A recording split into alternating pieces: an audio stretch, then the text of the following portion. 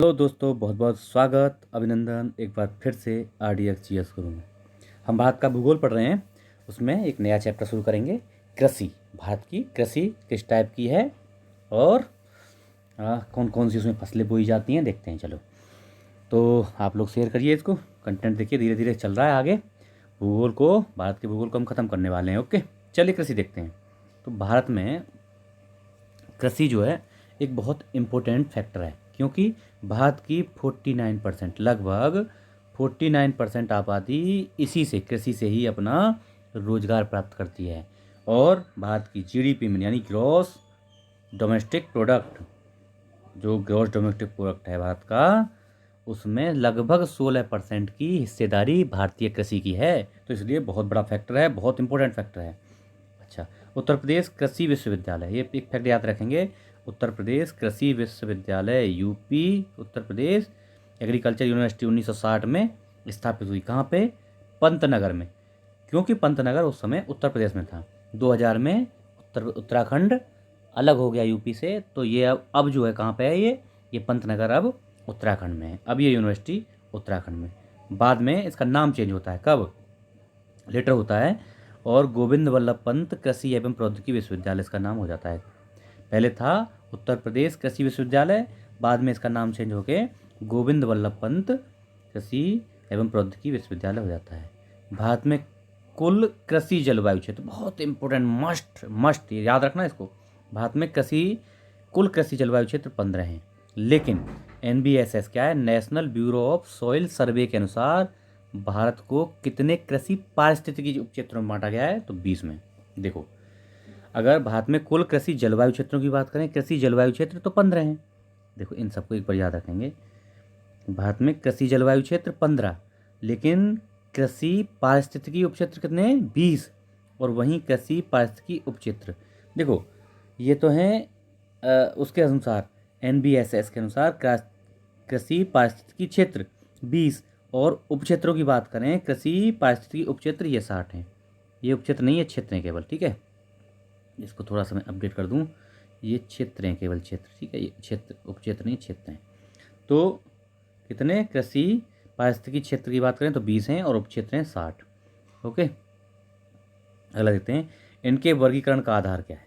इनको जो वर्गीकृत किया जाता है तो क्या किया जाता है, मिट्टी कैसी है, वहाँ की जलवायु का प्रकार कैसा है, प्राकृतिक भौगोलिक परिस्थितियाँ कैसी हैं, तो इस हिसाब से इनको, पारिस्थितिकी क्षेत्र को या कृषि जलवायु क्षेत्रों को वर्गीकृत किया जाता है। तो कृषि जलवायु क्षेत्र 15, और कृषि पारिस्थितिकी क्षेत्र कितने? 20, और उपक्षेत्र हैं 60। ये याद रखना। भारतीय कृषि का इतिहास, ये पुस्तक किस लिखी पुस्तक है? भारतीय कृषि का इतिहास पुस्तक लिखी थी MS रंधावा जी ने। क्या नाम था उसका? उनका पूरा नाम था मोहिंदर सिंह रंधावा। उन्होंने लिखी थी भारतीय कृषि का इतिहास पुस्तक, ये लिखी थी उन्होंने, ठीक है। चलो, FAO, food and agriculture organisation के अनुसार खाद्यान्नों को सुरक्षित रखने हेतु भंडारण के समय सापेक्षिक आर्द्रता कितनी होनी चाहिए? ये क्वेश्चन पूछा हुआ है। 14%। मतलब सापेक्षिक आर्द्रता यानी रिलेटिव ह्यूमिडिटी कितनी होनी चाहिए? FAO के अनुसार 14% होनी चाहिए। अच्छा, अब देखो कुछ फैक्ट देख लेते हैं। क्या फैक्ट हैं? यह है युग्म पैदावार। युग्म पैदावार किसे कहते हैं? युग्म पैदावार, तो ये है 2 या 2 से अधिक फसल एक ही भूमि पर एक ही फसल वर्ष में। देखो, युग्म पैदावार फर्क है थोड़ा सा, देखना मैं बताऊंगा। यह है युग्म पैदावार में क्या है, 2 या 2 से अधिक फसल एक ही भूमि पर एक फसल वर्ष में उगाना युग्म पैदावार। वहीं मिश्रित खेती क्या है, उससे पहले देख लेते हैं ये अंतर फसल यानी इंटरक्रॉपिंग क्या है। एक युग्म पैदावार यानी डबल क्रॉपिंग, और एक इंटरक्रॉपिंग। डबल क्रॉपिंग में 2 या 2 से अधिक फसल एक भूमि पर, एक भूमि है कोई, उस पर 2 या 2 से अधिक फसल एक फसल वर्ष के अंदर। अच्छा, लेकिन इंटरक्रॉपिंग में क्या है? इंटरक्रॉपिंग में एक ही साथ एक ही भूमि पर 2 या 2 से अधिक। समझे इसका फर्क? फर्क है दोनों में। इंटरक्रॉपिंग यानी अंतर फसली में एक साथ बोई जाएंगी 2 या 2 से अधिक फसल, लेकिन वहाँ क्या है, दो एक साथ नहीं बोई जा सकती। एक साथ बोई भी जा सकती है और नहीं भी बोई जाएंगी, लेकिन एक फसल वर्ष के अंदर में बोई जानी चाहिए 2 या 2 से अधिक फसल। लेकिन इसमें एक साथ मिला के बोई जानी चाहिए। यानी मान देखो, जैसे नॉर्थ इंडिया में बोते हैं ना गेहूँ, गेहूँ के साथ में कुछ जौ डाल देते हैं या चना डाल देते हैं, इसको बोलेंगे इंटरक्रॉपिंग। और एक फसल चक्र मतलब मान लो कौन सा है, अक्टूबर से लेके मार्च तक, अप्रैल तक का है, इस समय पे 2 फसल आपने ले ली तो इसको बोलेंगे डबल क्रॉपिंग। समझ गए, ये फसल चक्र है। अच्छा, अब है मिश्रित खेती। मिश्रित खेती क्या है? कई तरह की फसल उत्पादन के साथ साथ पशुपालन करना। देखो, कई तरह की फसल उत्पादन कर रहे हैं हम, गेहूँ, जौ, है ना, भिंडी, टमाटर, ये भी बो रहे हैं, और उसके साथ में पशुपालन भी कर रहे हैं, इसको बोलेंगे मिश्रित कृषि। भारत में ठेकेदारी कृषि कहाँ पे है? इंटर कॉन्ट्रैक्ट क्रॉपिंग कहाँ पे है? लागू करने वाला अग्रणी राज्य या पहला राज्य पंजाब। पंजाब में सबसे पहले ये कॉन्ट्रैक्ट फार्मिंग, अभी जो कृषि के संबंधित आए थे ना, ये अभी रूल आए थे, उन्हीं में था। वो जो एक्ट बनी थी 3, उनमें ये भी था, एक कॉन्ट्रैक्ट फार्मिंग था, तो खैर रद्द हो गए अभी। तो पंजाब में सबसे पहले कॉन्ट्रैक्ट फार्मिंग शुरू की गई। देश की कुल खाद्यान्न उत्पादन में सर्वाधिक अंशदान किसका है? यूपी का। देश के कुल खाद्यान्न उत्पादन में सबसे बड़ा योगदान यूपी का, ये याद रखना है आपको। एगमार्क क्या है? एगमार्क कृषि एवं संबद्ध उत्पादों के ग्रेडिंग व मानकीकरण, यानी कृषि उत्पाद अधिनियम 1937 के थ्रू इसको शुरू किया गया। एगमार्क को कृषि उत्पाद अधिनियम 1937 के द्वारा इसको लागू किया गया है, और कृषि और उसके संबंधित जो उत्पाद हैं उनकी ग्रेडिंग और मानकीकरण, उनका कितने टाइप के हैं या उनका ग्रेड कैसी रहेगी, उसका ये निर्धारण करता है एगमार्क। बीज ग्राम संकल्पना, ये क्या है? एक समान विचारों वाले किसानों को स्वयं सहायता समूह के में एक साथ प्रशिक्षण देना। ये क्या है? इसमें क्या किया जाएगा?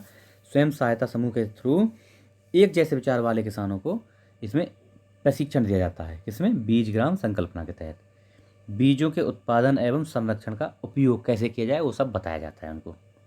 हरी खाद वाली फसलों में सर्वाधिक नाइट्रोजन किसमें होता है? देखो, बहुत इंपॉर्टेंट है। हरी खाद की जो फसलें हैं उसमें सबसे ज़्यादा नाइट्रोजन किसमें होता है? बोड़ा या लोबिया में। बोड़ा या लोबिया में। उसके बाद अगर याद रखना है तो रख लो 0.49%। उसके बाद ये होता है इसमें सनई में। सनई में होता है दूसरे नंबर पे 43.43%, और ढैंचा में होता है 0.42%, और ग्वार में 0.34%। यानी सबसे ज़्यादा एक याद रख लो, ये फैक्ट है बोड़ा। हरी खाद वाली फसलों में सर्वाधिक नाइट्रोजन बोड़ा में होता है, दूसरा सनई और तीसरा ढैंचा में। खेत को सर्वाधिक नाइट्रोजन, देखो ये फैक्ट दोनों अलग अलग चीज़ें हैं। सबसे ज़्यादा परसेंटेज अगर नाइट्रोजन की बात करें तो वो हो गया लोबिया में, लेकिन खेत को सर्वाधिक नाइट्रोजन, सबसे ज़्यादा नाइट्रोजन किससे प्राप्त होती है? तो वो सनई से होती है। सनई से होती है। कितनी? 86 से लेकर 129 kg प्रति हेक्टेयर। दूसरे नंबर पर ढैंचा होता है, और तीसरे नंबर पर लोबिया आता है, चौथे पर ग्वार आता है। समझिए ये फ़र्क दोनों का। मतलब अगर परसेंटेज की बात करें कि परसेंटेज में सबसे ज़्यादा नाइट्रोजन किस में, तो होती है लोबिया में, और दूसरे नंबर पर है सनई, तीसरे पर ढैंचा। लेकिन सबसे ज़्यादा नाइट्रोजन किस चीज़ से प्राप्त करते हैं खेत? तो वो सनई से, फिर ढैंचा से, और फिर लोबिया से। ओके, ये चीज़ याद रखना। कुछ महत्वपूर्ण योजनाएं हम लोग देख लेते हैं। क्या है? मृदा स्वास्थ्य कार्ड योजना, है ना। मृदा को चेक करके उसकी फर्टिलिटी, उसमें क्या कमी है, क्या पोषक तत्व मिलाए जाने चाहिए, इस सब के बारे में जानकारी मिलती है इससे। पीएम ग्राम सिंचाई योजना, इसमें सिंचाई के बारे में बताया गया है, कौन सा पानी ड्रिप सिंचाई करना है, कैसे पानी का यूज करना है, वो सब बताया गया है। परंपरागत कृषि विकास योजना, यानी जैविक खेती को बढ़ावा देना तथा किसानों की आय में वृद्धि करने के लिए ये सब योजना चलाई गई है। एकीकृत राष्ट्रीय कृषि बाजार, इसके सृजन को समर्थन किया गया है, मतलब एक जगह ही कृषि उत्पाद बिके जा सकें, उसलिए ये बनाया गया है। किसान क्रेडिट कार्ड, किसानों को सस्ता ऋण उपलब्ध कराने के लिए किसान क्रेडिट कार्ड शुरुआत किया जाए। पीएम सम्मान निधि, यह है 6,000 किस्त मिलती है ना, 2-2 हज़ार करके 3 बार में, वही है ये पीएम किसान सम्मान निधि। अब देखो कुछ महत्वपूर्ण तथ्य हैं, देख लेते हैं क्या। टिलेज क्या होता है? टिलेज पद्धति, बिना जुताई किए कई वर्षों तक खेती की जा सकती है इस टिलेज से, यानी बिना जुताई के सीधे ही बीजों को रोपित कर देना। यानी पूरे खेत को जोतने की जरूरत नहीं है, जहाँ बीज बोना है वहीं थोड़ा गड्ढा खोदा, उसमें खाद डाला, और उसी में ड्रिलिंग करके बीज डाल दिया, खाद डाल दिया। उसको बोलते हैं टिलेज पद्धति। भारत में जीरो टिलेज बीज एवं उर्वरक ड्रिल का विकास जीबी पंत कृषि एवं प्रौद्योगिकी विश्वविद्यालय पंतनगर द्वारा हुआ है। वही जो यूपी कृषि विश्वविद्यालय था ना, उसी का नाम हुआ बाद में ये जीबी पंत, गोविंद वल्लभ पंत कृषि एवं प्रौद्योगिकी विश्वविद्यालय द्वारा ही भारत में जीरो टिल बीज पद्धति और उर्वरक ड्रिलिंग पद्धति का विकास किया गया। तो ये हमारा कुछ महत्वपूर्ण तथ्य थे। अभी अगला लेसन आगे शुरू करेंगे। आज यहीं समाप्त करते हैं। इसको शेयर करिए, लोगों को बताइए इसके बारे में, है ना। थोड़ा सब्सक्राइबर पर भी ध्यान रखिए, बढ़वाइए उनको। बढ़िया बढ़िया कंटेंट दे रहा हूँ आपको, कोई भी शिकायत नहीं मिलेगी, बढ़िया एकदम कंटेंट मिलेगा। ओके, शेयर करते रहिए। Thank you so much.